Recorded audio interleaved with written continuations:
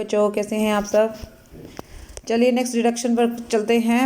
हम लोग point number 16 पे थे, अदर डिडक्शंस में आ जाते हैं। अब नंबर 1 है इसमें इंश्योरेंस प्रीमियम। तो अगर आप कोई बिज़नेस कर रहे हैं, कोई प्रोफेशन में हैं और आप कोई जैसे मान लीजिए जो भी आपकी स्टॉक्स हैं, जो गुड्स हैं, अगर उसका इंश्योरेंस आप करवाते हैं तो वो बिज़नेस के पर्पज़ के लिए कई बार ज़रूरी भी होता है। तो इस तरीके का जो खर्च है वो आपके लिए डिडक्टिबल होगा, यानी आप इसकी डिडक्शन ले सकते हैं।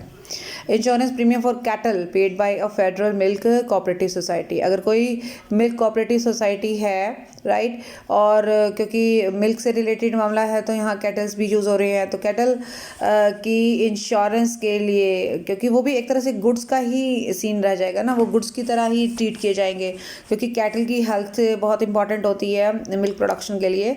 सो इसके लिए अगर कैटल्स का जो पशु होते हैं, जो उनका अगर इंश्योरेंस कराया जाता है फेडरल मिल्क कोऑपरेटिव सोसाइटी के द्वारा, क्योंकि सोसाइटी है तो इसमें कई मेंबर हो सकते हैं, और वो जो है किसी भी मेंबर से रिलेटेड एनिमल्स हो सकते हैं, उनके इंश्योरेंस के लिए जो प्रीमियम दिया जाता है उस प्रीमियम की डिडक्शन हमें मिल जाती है अपने इनकम कैलकुलेट करने के लिए। नेक्स्ट है insurance premium for the health of employees. अगर कोई बिजनेसमैन अपने यहाँ काम कर रहे एम्प्लॉयज़ की हेल्थ का इंश्योरेंस करवाता है, लेकिन उसका प्रीमियम का पेमेंट जो है कैश के अलावा, ये ध्यान में रखना, जहाँ पे जो चीज़ अलग से लिखी हुई है तो उसको हमने हाईलाइट किया है। जैसे ये वाला प्रॉब्लम पीछे दोनों इंश्योरेंस में नहीं था, लेकिन यहाँ उसने क्लियरली बोला है by any mode of payment other than cash. Cash के अलावा अगर ये प्रीमियम आपने पे किया है जैसे बैंक ड्राफ्ट, चेक वगैरह के द्वारा, तो इस तरीके का जो खर्चा है हमारे लिए डिडक्टिबल है। और जो इंश्योरेंस आपने कराना है वो अप्रूव्ड सोर्स से कराना है, जैसे GIC है, जनरल इंश्योरेंस कॉर्पोरेशन, LIC है, ये सारी चीज़ें हैं। बोनस और कमीशन, अगर आप अपने एम्प्लॉयज़ को बोनस कमीशन देते हैं, इवन सैलरी भी देते हैं, तो वो भी हमारा जो है एक तरीके से खर्चा डिडक्टिबल है। कारण क्योंकि बिज़नेस चलाने के लिए हमें लोगों की ज़रूरत पड़ेगी, तो हमें उनको काम पर लगाना होगा। इंटरेस्ट ऑन बोरोड कैपिटल, अगर आप बिज़नेस के लिए कोई कैपिटल यानी कोई पूंजी उधार ले रहे हैं, तो उस पूंजी यानी उस कैपिटल पर जो इंटरेस्ट आप देते हैं वो अमाउंट भी हमारा डिडक्टिबल होगा, ठीक है। लेकिन कई बार क्या होता है कि हम किसी एसेट को ख़रीदने के लिए अगर पैसा उधार ले रहे हैं, तो उसका जो इंटरेस्ट है वो देखा जाएगा कि एसेट जब इस्तेमाल होनी स्टार्ट होती है वहाँ उस डेट तक का जो इंटरेस्ट होगा वो तो उसकी कॉस्ट में ही ऐड किया जाएगा एसेट की, और उसके बाद का जो इंटरेस्ट होगा वो हमें अलग से खर्चे के तौर पर डिडक्टिबल होगा, ठीक है। Next is discount on zero coupon bond. Zero coupon bond वो होते हैं जो उसकी फेस वैल्यू, जो उसकी एक्चुअल जो हम वैल्यू, मतलब जिस वैल्यू पे उसको बेचा जाता है वो उसकी फेस वैल्यू से काफ़ी कम होती है, ठीक है। तो क्या होता है कि जो उसका फेस वैल्यू होता है वो पैसा मैच्योरिटी के समय, यानी बॉन्ड जब मैच्योर होता है तो उस समय वो पार वैल्यू यानी जो उसकी फेस वैल्यू होती है वही किसको दी जाती है, जो उसका बायर था। तो एक तरीके से यही उनका लिए रिटर्न का काम करता है। तो अगर ज़ीरो कूपन बॉन्ड पे जो इस तरीके का सीन रहेगा डिस्काउंट का, क्योंकि डिस्काउंट पर ही दिए गए ना, एक तरह से एक्चुअल वैल्यू से तो कम पर ही दिए गए, तो इस डिस्काउंट को भी उस बॉन्ड की पूरी लाइफ, यानी कि कितने साल के लिए बॉन्ड खरीदे गए हैं उस पूरी लाइफ के ऊपर स्प्रेड करके उसको जो है, यानी कि उस पूरे टाइम में उसको अलाउ कर दिया जाएगा थोड़ा थोड़ा करके, ठीक है। कंट्रीब्यूशन थ्रू प्रोविडेंट फंड, अगर कोई बिजनेसमैन अपने एम्प्लॉयज़ के लिए कोई प्रोविडेंट फंड जैसी स्कीम चला रहा है, यानी मतलब मेंटेन कर रहा है, एक्चुअली ये स्कीम है तो गवर्नमेंट की, लेकिन अगर वो इस तरीके की चीज़ें मेंटेन करता है और उसमें अगर वो एम्प्लॉयज़ के लिए अपनी तरफ से प्रोविडेंट फंड में पैसा डालता है तो वो भी उसके लिए डिडक्शन के तौर पर काम करेगा। इसी तरह से अप्रूव्ड ग्रेच्युटी फंड है, ठीक है, वो भी, उसमें भी सेम केस रहेगा। Employees contribution to provident fund और सुपर एनुएशन फंड, अब आप ये देखिए कि बिजनेसमैन ने अगर खुद किया है तो उसको डिडक्शन मिल गई, लेकिन जब एम्प्लॉई करता है, जो अपनी सैलरी ऐड में पड़ा था कि हम लोग प्रोविडेंट फंड में पैसा अपनी सैलरी से कटाते हैं और वो उसमें जमा होता चला जाता है, तो ये पैसा हम अपने एम्प्लॉयर के पास ही छोड़ते हैं और एम्प्लॉयर का काम होता है कि उस पैसे को सही फंड में डालना। ठीक है, तो जब तक एम्प्लॉयर हमारे दिए हुए पैसे को सही फंड में नहीं डालता तब तक उसकी इनकम के तौर पर ट्रीट किया जाता है, लेकिन जब वो अप्रूव्ड फंड में हमारे वाला पैसा ट्रांसफ़र कर लेता है तो उस दिन उसको डिडक्शन मिल जाती है। फिर से बता रही हूँ, मान लीजिए आपने 10,000 रुपये अपने एम्प्लॉयर को दिए, या फिर आप अपनी सैलरी में से जैसे कट करवा कर बाकी की सैलरी लेते हैं ना, तो 10,000 रुपये आपने एम्प्लॉयर को कटवाए हैं ताकि वो उस पैसे से प्रोविडेंट फंड में ऐड करता जाए। तो जो वो पैसा जब तक आपका दिया हुआ वो पैसा जब तक वो उस फंड में जमा कर नहीं देता तब तक वो उसकी इनकम के तौर पर ट्रीट किया जाएगा। हालांकि इनकम है नहीं, लेकिन जब तक वो डिपॉजिट नहीं कराता तब तक उसकी इनकम माना जाएगा।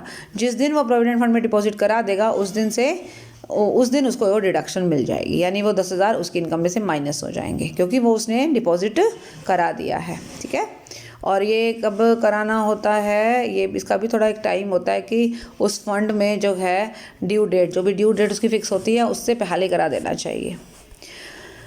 ओके जी, फिर नेक्स्ट है लॉस रिगार्डिंग एनिमल्स। अगर एनिमल्स बिजनेस में एनिमल्स का इस्तेमाल हो रहा है, जैसे डेयरी प्रोडक्ट्स हैं या डेयरी जो है सोसाइटी है उसमें एनिमल्स का इस्तेमाल हो रहा है और कोई एनिमल अगर डेथ हो जाती है या कोई एनिमल परमानेंटली जो है क्या हो जाता है, यूज़लेस हो जाता है, तो ये हमारे लिए एक तरह से लॉस है।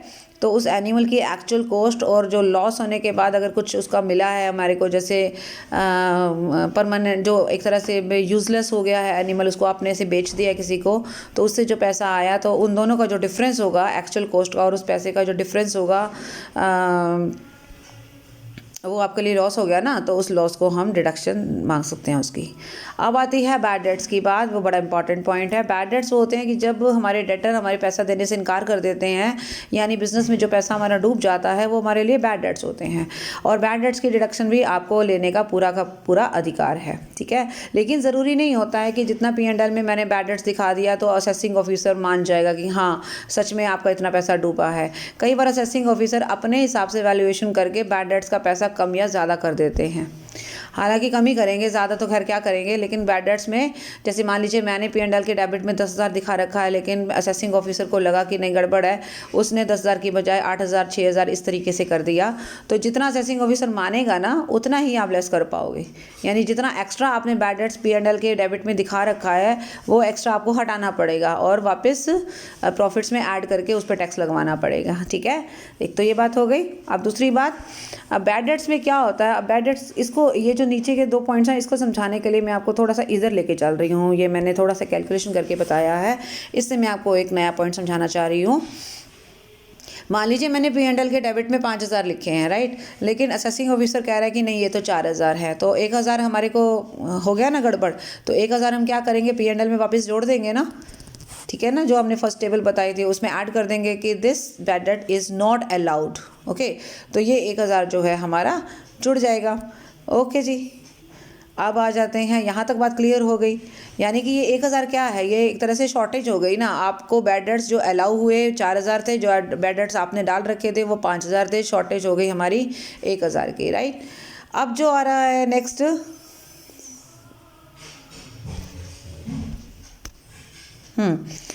अब आप देखिए ये 500 और 1,500 क्या है। अब 1%, ये जो पहला पॉइंट है ना हमारा, ये फर्स्ट पॉइंट, ये यहाँ से समझा रही हूँ मैं।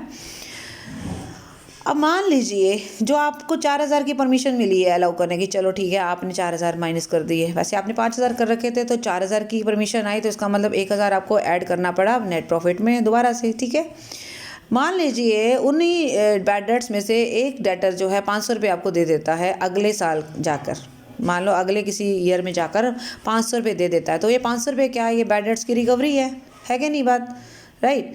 अब आप इसका अब करेंगे क्या, इसका एक ध्यान रखना, इसका क्या कैलकुलेशन करना है। मैं इस 500 रुपये कंपेरिजन करूँगी इस 1,000 रुपये के साथ। देखिए 4,000 को तो मेरे को ओके हो गया था ना, उसने एक्सपेंसेस के तौर पर लेस कर लिया था, उसका तो मुझे दुख है ही नहीं। मुझे परेशानी किसकी है, इस 1,000 रुपये की है जो कि माइनस नहीं हो पाया, और इधर से 500 रुपये आ भी गए। तो एक्चुअल आपका प्रॉब्लम कितने का, 500 का ही रह गया ना। तो उस 500 को आप उस प्रीवियस ईयर में जिस साल आपकी रिकवरी हुई है ना, उस साल आपको डिडक्शन का अधिकार मिल जाएगा। ठीक है, उस जिन दिनों में ये हुआ था उन दिनों में नहीं मिलेगा, लेकिन रिकवरी के केस में अगर रिकवरी इतने की हो जाती है तो आपको अगले उस साल में जिस साल रिकवरी होगी आपको डिडक्शन का राइट मिल जाएगा। अब इधर आ जाइए, मान लीजिए 500 की जगह वो डेटर 1500 दे जाता है। अब आप देखो 1000 का कंपैरिजन आपने 1500 के साथ किया, आपको 500 का क्या हुआ, 500 का क्या हुआ, मतलब एक तरह से सरप्लस आ गया ना। तो ये 500 रुपये आपके टैक्सेबल हो जाएंगे जिस साल रिकवरी हुई है। फिर से बता रही हूँ, अगर 500 ही आते हैं तो डिफरेंस हो गया 1000 और 500 में 500 का लॉस हो गया, इसकी आपको डिडक्शन मिल जाएगी जिस साल रिकवरी हुई है 500 की। अगर 1500 की रिकवरी हुई है तो एक्स्ट्रा 500 आ गए, तो 500 रुपये आपकी इनकम बन जाएगी। ये जो आपका फर्स्ट और सेकेंड पॉइंट है ना, ए और बी, इसमें यही बात समझा रहा है। इसको आप पढ़ सकते हैं और इसको समझ सकते हैं, मैंने आपको एग्जाम्पल के तौर पर समझा दिया है।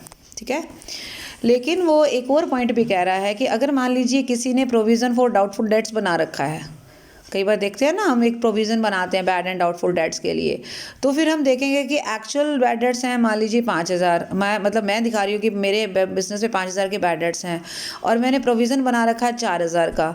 तो अगर 5,000 4,000 से ज़्यादा ही है ना, तो कितने ज़्यादा हैं, 1,000 है, बस मुझे जो है उसकी डिडक्शन अलाउ हो जाएगी क्योंकि प्रोविज़न तो मैंने 4,000 बना ही रखा है। ठीक है, तो इन केस अगर आप के ऊपर प्रोविज़न वाली बात लागू होती है तो आप क्या करोगे, जो डिफरेंस होगा ओनली ऑफ द अमाउंट आप in excess of provision for bad and doubtful debts, जितने एक्सेस में बैड डेट्स हैं ना, खाली उसी की आपको डिडक्शन मिलेगी। ठीक है, अब आ जाते हैं provision for bad and doubtful debts की। ये provision for bad and doubtful debts हालांकि आपको दिखेगा, आप P&L के डेबिट में जाओगे आपको दिख जाएगा अगर बना रखा होगा, पर ऐसा नहीं है कि प्रोविज़न भी आप अपनी मर्जी से कितना भी बना लो। नो, यहाँ पे 4 पॉइंट आपको दे रखे हैं, ये पर्टिकुलर एसएससी के ऊपर बात लागू होती है और ये है अलाउवेबल डिडक्शन, यानी कि इतना प्रोविज़न आप बना सकते हो। राइट, नंबर 1, मैं नंबर 1 की बजाय 2, 3 और 4 को पहले बता रही हूँ। फॉरेन बैंक्स हैं या पब्लिक फाइनेंशियल इंस्टीट्यूशन है, स्टेट फाइनेंशियल कॉरपोरेशन है, जितने भी कॉरपोरेशन है पब्लिक और स्टेट के। ठीक है, फिर नॉन बैंकिंग फाइनेंशियल कंपनीज हैं। इन तीनों में तो आप सिर्फ 5% ऑफ टोटल इनकम बना सकते हो और बाकी अगर जो बच गया ना उसमें 8.5 बना सकते हो।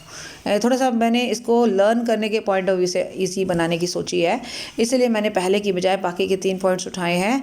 फॉरेन बैंक्स या पब्लिक फाइनेंशियल इंस्टीट्यूशंस या नॉन बैंकिंग फाइनेंशियल कंपनीज या इंस्टीट्यूशंस, इनमें तो है 5%, और बाकी जो बच गया है जैसे scheduled bank, non scheduled bank और जितने भी बैंक्स हैं उनमें 8.5। किसका 8.5?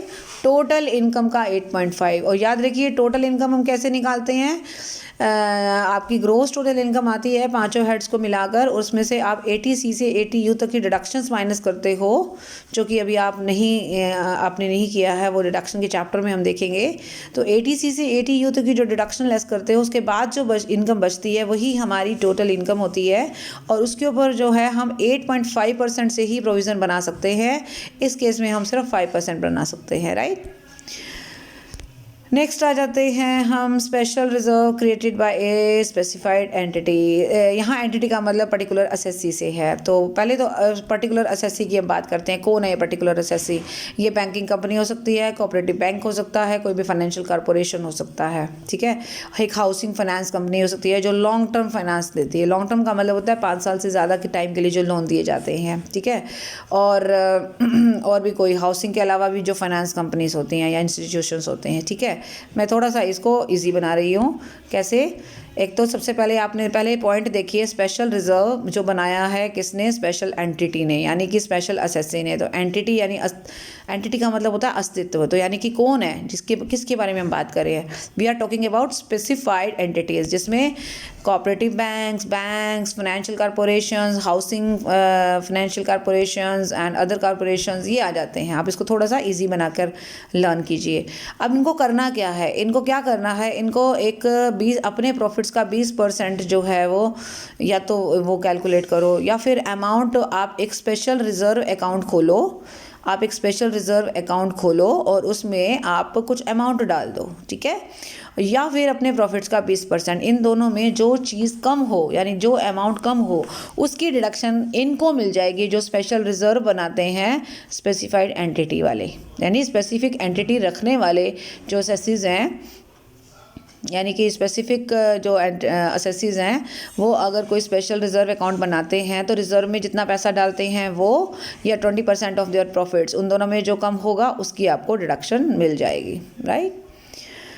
Next is expenditure on family planning, ये भी बड़ा इंपॉर्टेंट चीज़ है। अगर यहाँ पहले हम बात करेंगे कंपनी की, अगर कंपनी अपने एम्प्लॉयज़ के लिए फैमिली प्लानिंग के कोई प्रोग्राम्स चलाती है, उस पर कोई एक्सपेंडिचर करती है, अगर वो एक्सपेंडिचर कैपिटल नेचर का है तो उसको 5 इक्वल इंस्टॉलमेंट में आपको देना स्टार्ट करना है, यानी डिडक्शन स्टार्ट करनी है जिस साल आपने ये खर्चा किया है। यानी कि अगर मैंने 19-20 में किया है 1 लाख रुपये तो 1 लाख को 5 से डिवाइड करूंगी 20, राइट, और मैं 19-20 अगर पहला साल है ना तो 19-20, 20-21, 21-22, 22-23 और 23-24 प्रीवियस ईयर्स तक लेकर जाऊंगी, ठीक है।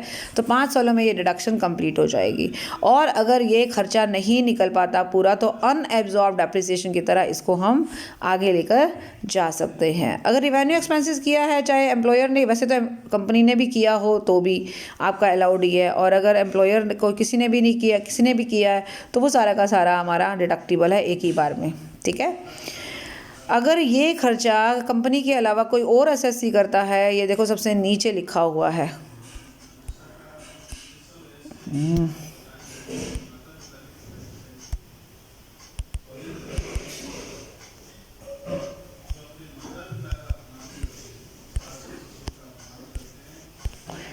एक सेकेंड,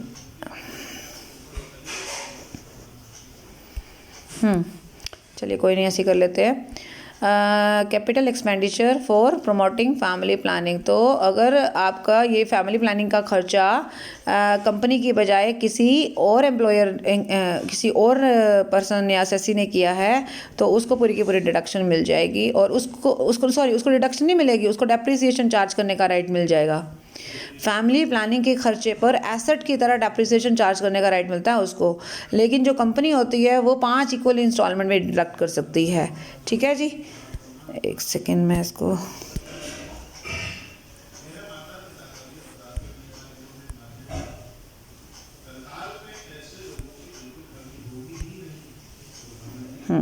ठीक है जी, यहाँ हम थे ना, we were talking about family planning, okay. So ये बात क्लियर हो गई। अब आगे चले, अब आ जाता है कोई और एक्सपेंडिचर जो कैपिटल एक्सपेंडिचर नहीं है, किसने किया है, किसी भी कॉरपोरेशन ने या कंपनी ने किया है, लेकिन रिडक्शन तभी मिलेगी अगर ये सेंट्रल, स्टेट या किसी और एक्ट के द्वारा मतलब बनाई गई है कंपनी, सेंट्रल गवर्नमेंट से अप्रूव्ड है, और एक्सपेंडिचर जो है वो बिजनेस से ही रिलेटेड है और पर्टिकुलर एक्ट में इसका मेंशन है। मतलब कहने का है कि कोई अप्रूव्ड खर्चा है, अप्रूव्ड कंपनी के द्वारा किया जाता है तो वो खर्चा कैपिटल एक्सपेंडिचर नहीं होना चाहिए और आपका डिडक्टिबल होगा। फिर नेक्स्ट है बैंकिंग ट्रांजैक्शन टैक्स होता है एक, ठीक है। बैंकिंग में जो ट्रांजैक्शंस होते हैं उसके ऊपर टैक्स लगाया जाता है, वो भी डिडक्शन आपको पूरी मिल जाती है अगर बैंकिंग कंपनी है तो, राइट। उसके अलावा है पब्लिक फाइनेंशियल इंस्टीट्यूशन को ने अगर जो है क्रेडिट गारंटी फंड, एक ट्रस्ट है क्रेडिट गारंटी फंड ट्रस्ट, उसमें कोई कंट्रीब्यूशन दिया है, किसने, पब्लिक फाइनेंशियल इंस्टीट्यूशन ने, तो वो भी हमारा डिडक्टिबल है। ये थोड़ी सी टिपिकल चीज़ें आ रही हैं, मुझे पता है थोड़ा सा लग रहा होगा बोरिंग सा, पर एक बार तो आपको रीड देखो करना ही पड़ेगा जब, क्योंकि आपको अगर ये चीज़ें क्लियर करनी है तो। Next is expenses in connection with income tax proceedings. अब इनकम टैक्स के लिए तो हम सारा कुछ ये पढ़ रहे हैं, तो इनकम टैक्स की प्रोसीडिंग्स मतलब अगर कोई लीगल प्रोसीडिंग्स हैं, कोई इनकम टैक्स के लिए हमको अगर अथॉरिटी के पास जाना पड़ता है, कोई डॉक्यूमेंटेशन कराना पड़ता है, उसमें कोई खर्च आता है, कोई लॉयर की हमें वकील बुलाना पड़ता है, उसका कुछ खर्चा है, क्योंकि वो बिज़नेस के खर्चों से रिलेटेड अब लीगल प्रोसीडिंग कर रहे हैं इनकम टैक्स की, तो उसके लिए जो भी खर्चा होगा वो हमारा डिडक्टिबल होगा। एंटरटेनमेंट एक्सपेंसेस हैं, एडवर्टाइजमेंट एक्सपेंसेस हैं, गेस्ट हाउस पे एक्सपेंसेस हैं, ठीक है, बिजनेस से रिलेटेड हैं। मान लीजिए आप एम्प्लॉयज़ के एंटरटेनमेंट के लिए या एडवर्टीज़मेंट के लिए या फिर आपके एम्प्लॉयज़ जो है बिज़नेस के काम के लिए बाहर आते जाते हैं, गेस्ट हाउस वगैरह की फैसिलिटी आप उनको देते हैं, वो सारे खर्चे, ट्रैवलिंग की फैसिलिटी देते हैं, वो सब खर्चे डिडक्टिबल हैं क्योंकि वो बिज़नेस के लिए कर रहे हैं directly. Right. Taxable security transaction, जो सिक्योरिटीज़ में ट्रांजैक्शन करते हैं, सिक्योरिटीज़ में लेन देन करते हैं और टैक्सेबल है अगर उनकी इनकम, तो उसके लिए जो खर्चा करते हैं वो भी हमारा डिडक्टिबल होगा। ओके। उसके अलावा अगर एम्प्लॉयर आपका किसी पेंशन फंड स्कीम में 10% तक का पैसा डालता है, किसका 10%? सैलरी, जो एम्प्लॉय को सैलरी दे रहा है उसकी 10% तक कंट्रीब्यूट करता है तो वो भी इसको डिडक्टिबल है। राइट। उसके अलावा फिर आ रहा है amount of expenditure incurred by cooperative society. Cooperative society जो शुगर के मैन्युफैक्चरिंग में लगी हुई है, अगर वो गन्ना ख़रीदती है किस प्राइस पर, इक्वल या less than the price fixed और approved by the government. Government से जो प्राइस अप्रूव है, अगर उससे कम पर ये ख़रीदती है, ठीक है, वो कह रहा है ना less than the price fixed और approved by the government at a price which is equal to और लेस, यानी कि उसके बराबर। कोऑपरेटिव सोसाइटी अगर मैन्युफैक्चरिंग कर रही है शुगर की और शुगर केन परचेज कर रही है गवर्नमेंट अप्रूव्ड प्राइस से नीचे के प्राइस पर, तो वो वाला एक्सपेंडिचर भी इसको क्या है, डिडक्टिबल है। सो इस वीडियो में यहाँ तक। नेक्स्ट वीडियो में हम बाकी की डिडक्शन करेंगे। That's all for this video. Bye bye, take care.